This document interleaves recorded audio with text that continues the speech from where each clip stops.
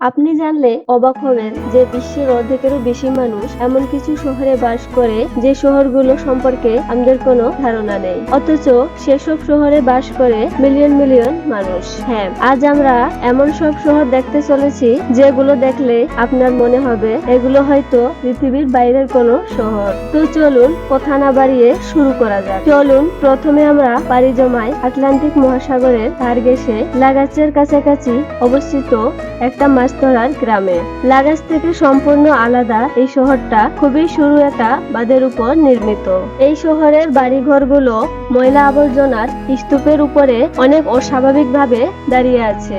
কিছু কিছু মানুষের মতে এই শহরটাতে মাত্র কয়েক হাজার বাসিন্দা আছে। সরকারি আদমশুমারি অনুযায়ী প্রায় 2,50,000-এর মতো মানুষ বাস করে এই শহরে। যদিও অনেকের মতে এই পরিসংখ্যানের সঠিক সংখ্যা তুলে ধরা হয়নি। কোথাও কোনো গাছপালা নেই, তাই জ্বালানির জন্য কাঠ সংগ্রহ করা খুবই কঠিন। তাই শহরটা মানুষের বেঁচে থাকার জন্য প্রায় অনুপযুক্ত বলা চলে। এখানে জন্মহার যেমন বেশি, তেমনি এক একটা পুরুষের 3 থেকে 4টা পর্যন্ত স্ত্রী থাকে। আবার তাদের প্রত্যেকেরই 5 থেকে 7টা পর্যন্ত সন্তান রয়েছে।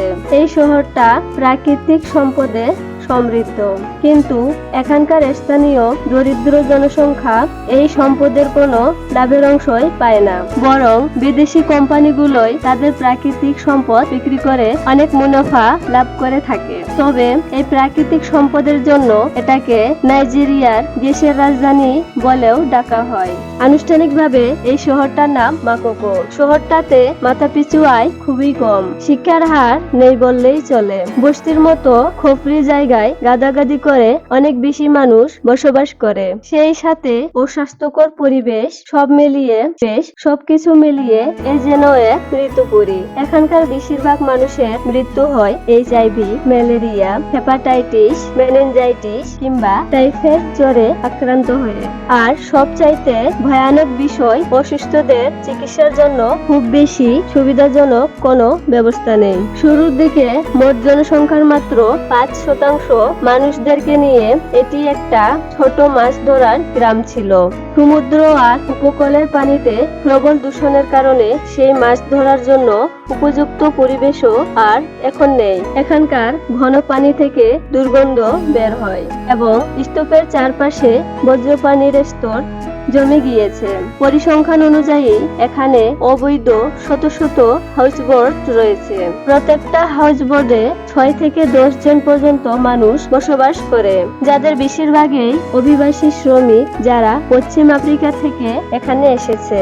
যদিও এখানে এত কিছুর পরেও ছোট শিশুদের শিক্ষার জন্য ভাসমান স্কুলের ব্যবস্থা করা হয়েছে, যেটা প্রায় কয়েক বছর ধরে অবহেলিত এই জনগোষ্ঠীর জ্ঞানের আলো ছড়িয়ে যাচ্ছে। সরকার নিজ থেকে কোনো কিছু দায়িত্ব না নেওয়ায় অভিভাবকদের যতটুকু সামর্থ্য রয়েছে তা দিয়েই তাদের সন্তানদেরকে স্কুলে পাঠায়। যদিও পরিবেশের হুমকির কথা তুলে নাইজেরিয়ার কর্তৃপক্ষ এই বস্তিগুলোকে উচ্ছেদ করার উদ্যোগ নিয়েছিল, কিন্তু এখানকার বাসিন্দাদের বিদ্রোহের কারণে পরবর্তীতে কর্তৃপক্ষ পিছিয়ে আসে।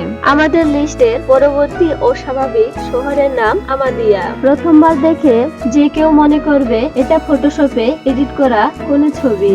আমাদিয়া যখন তৈরি হয়েছিল তখন উঁচু স্থানে বসতি করা একটি প্রথা ছিল। মূল কথা ছিল শত্রুপক্ষের হাত থেকে নিজেদের শহরকে রক্ষা করা। শহরের আকার খুব একটা বড় না। এখানে প্রবেশ করার জন্য সংকীর্ণ খোদাই করা একটি পাথর ছিল। মুসলিম এবং খ্রিস্টান জনগোষ্ঠী মিলে প্রায় 11,000 জনগোষ্ঠীর বসতি এই শহরে। মজার ব্যাপার হলো রেস্টুরেন্ট থেকে শুরু করে নিরাপত্তার জন্য পুলিশ এবং অন্যান্য যাবতীয় সব পরিষেবা পাওয়া যায় এই শহরে। যদিও কৃষিকাজ এখানকার স্থানীয় লোকদের প্রধান উৎস, তারা চেষ্টা করে যাচ্ছে ইউনেস্কো ওয়ার্ল্ড হেরিটেজে তাদের নামটি লেখাতে যাচ্ছে, কারণ আরো বেশি পর্যটক এখানে ঘুরতে আসে। হেল অন আর্থ বলতে যদি কিছু থাকে তাহলে এই শহরটাই তার অনেক বড় একটি উদাহরণ। পেরুর বিলুপ্ত প্রায় একটা আগ্নেয়গিরি পদদেশে অবস্থিত এই শহরটা বিশ্বের সবচেয়ে উঁচুতে অবস্থিত শহরগুলোর মধ্যে প্রথম স্থানে রয়েছে। সমুদ্র পৃষ্ঠা থেকে অনেকটা উঁচুতে হওয়ায় এখানে অক্সিজেনের ঘাটতি দেখা দেয়, আর এখানকার মানুষদের জীবনে এটাই সবচেয়ে বড় সমস্যা। এমনকি এই সমস্যায় এখানকার মানুষদের গড় আয়ুর পরিমাণও অনেক কমিয়ে দেয়। এছাড়াও অত্যাধিক বৃষ্টিপাত আর বার্ষিক গড় আয়ু 1 ডিগ্রি সেলসিয়াস কমে যায়। এ শহরে প্রায় 30,000 মানুষদের বসবাস। যদিও এটা 2009 সালের আদমশুমারি অনুযায়ী এখানকার মানুষদের প্রধান আয় মূলত সোনার খনি থেকে শুরু হয়। এমনকি এখানে দূর দূরান্ত থেকে অনেক শ্রমিক এসে নামমাত্র পারিশ্রমিক ছাড়াই কাজ করে থাকে। আর কঠিন শর্ত ছাড়াও খনিতে কাজ করার সময় বিষাক্ত লেনের সংস্পর্শে থাকার কারণে অনেকের জীবনে ঝুঁকি থাকে। এছাড়াও এখানকার মানুষ গড়ে মাত্র 50 বছর বাঁচে, যা বাকি অঞ্চলের মানুষের থেকে 20 বছর কম।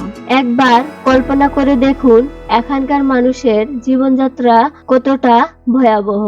আজ এ পর্যন্তই। নতুন কোনো এপিসোড নিয়ে আমি আপনাদের সামনে হাজির হব। ভিডিওটি ভালো লাগলে লাইক কমেন্ট করে সাথে থাকুন। ধন্যবাদ।